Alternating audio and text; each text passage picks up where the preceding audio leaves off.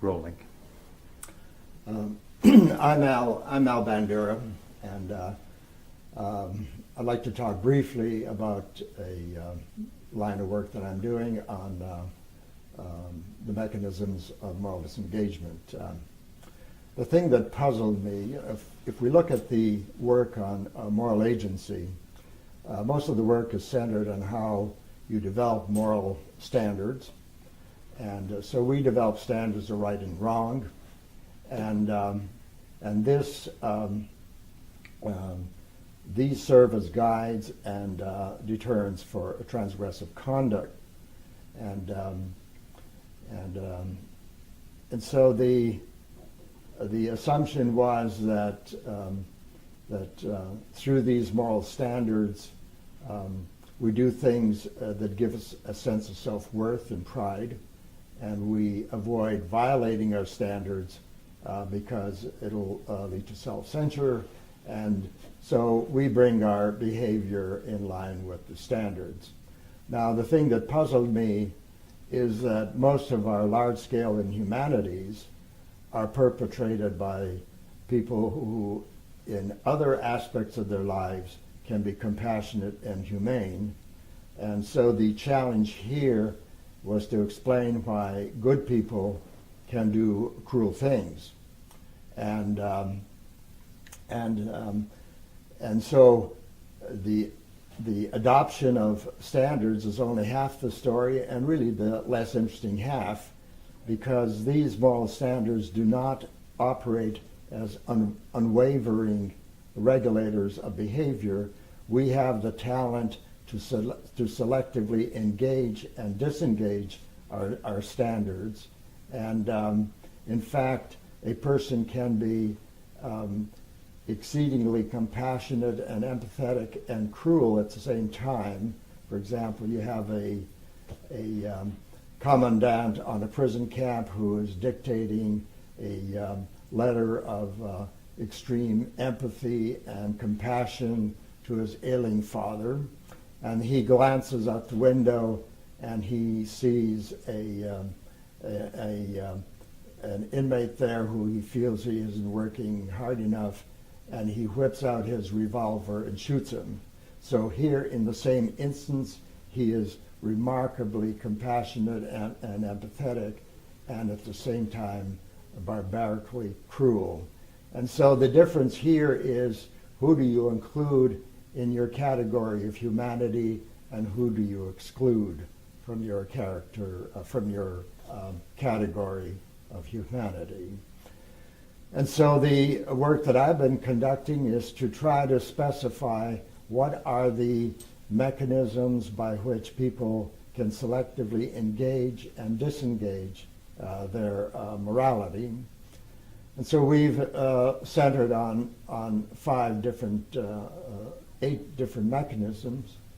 Three of them operate at changing detrimental behavior into good behavior. And the most powerful one is moral justification, that what we do is use moral and worthy ends to sanctify destructive behavior. And Voltaire put it well when he said, if you can lead people to believe absurdities, you can get them to commit atrocities.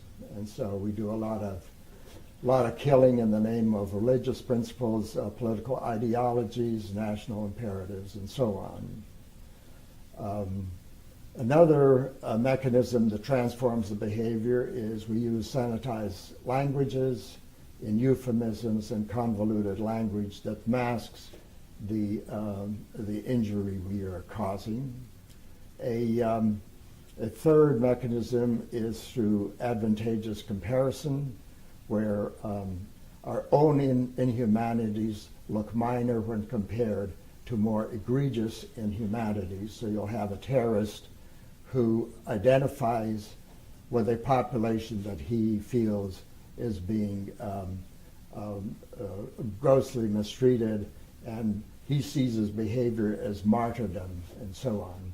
Though these three are exceedingly powerful because they not only disengage your morality from destructive behavior, but if you buy into the justifications, it also engages your morality in the mission. Then the other two mechanisms are to muck up the sense of agency for destructive behavior, and this is through displacement of responsibility and diffusion of responsibility. And we often cite the Milgram experiments as one in which, in the displacement of responsibility. But in real life, that's not the way in which authorization occurs, because no authority wants to issue destructive policies directly. So what we have is surreptitious authorizing, where you use mazy structures of authority, so that, and you build in deniability into those authorization systems. And so when because one, you don't want to be held accountable if the policy fails, and two, you have to live with yourself and you don't want blood on your hands. And this is why we have mazy systems of non-responsibility.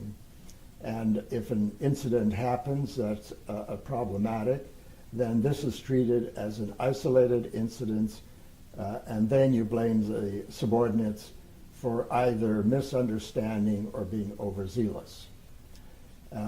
The other thing about the Milgram experiment is the authority was there and commanding them to do that, and also accepting responsibility for any harm that occurs. In effective systems, you want to put out good functionaries who will do it when you aren't around. And so here you have to distinguish between two levels of responsibility. The functionaries honor the authority with regard to the policy, but then they don't assume responsibility for the destructive behavior.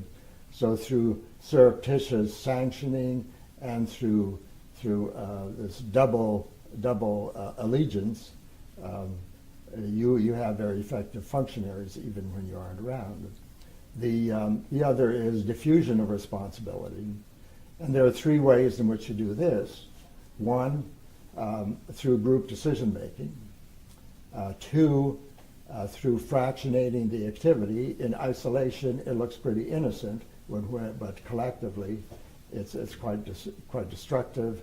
And three, through group action, so that you can, and anonymity, so you can always claim that the other folks really were more responsible for this. And Napoleon once creatively said that collective crimes incriminate no one. And then the third mechanism has to do with dealing with the consequences of your actions. So if you deny or you minimize or you dispute the harmful effects, then there's no reason why your moral agency should even be activated. So a great deal of effort is expended to work on the consequence part. For example, that Pulitzer Prize winning photo from My Lai of the napalm bombing with the girl running probably did more to generate aversion to that war than all the newspaper reports. And so the military learned from Vietnam that you don't allow the press on the field, and so they essentially did that in Bosnia and in Iraq and Afghanistan. But then we had Al Jazeera putting out the destructive effects. The final two mechanisms operate on attributing blame to the victim, and so here you can even feel righteous in that mode. and then you also dehumanize the victims. And if you if you cast in as subhumans, then this is a good way of restraining any sense of empathy toward them, and you destroy a sense of common humanity, and so the other line of research is really to demonstrate. We've done all this research on the power of dehumanization to bring out the worst in others. And the other line of research I'm conducting is the power of humanization to bring out the best in others.